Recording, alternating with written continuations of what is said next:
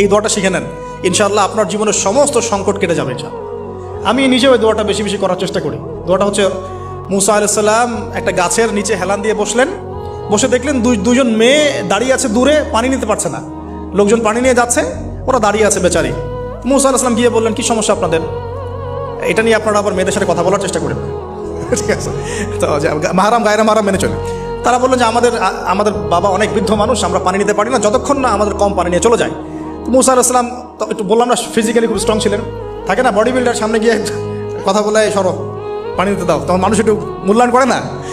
তো মুসা আলাইহিস সালাম এভাবে পানি নিয়ে দিলেন এবং বাছুরদেরকে পানি পান করালেন, করিয়ে গাছের নিচে এসে বসে আছেন।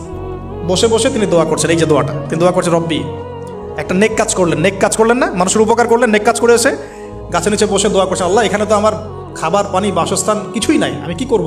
রব্বি ইন্নি লিমা আনজালতা ইলাইয়া মিন খায়রিন ফাকির। বলেন, রব্বি ইন্নি লিমা আনজালতা ইলাইয়া মিন খায়রিন ফাকির। অর্থ হচ্ছে, হে আল্লাহ, তুমি তোমার পক্ষ থেকে আমার উপরে যে নেয়ামতগুলো দিবে, আমি এর জন্য ফকির হয়ে বসে আছি আল্লাহ।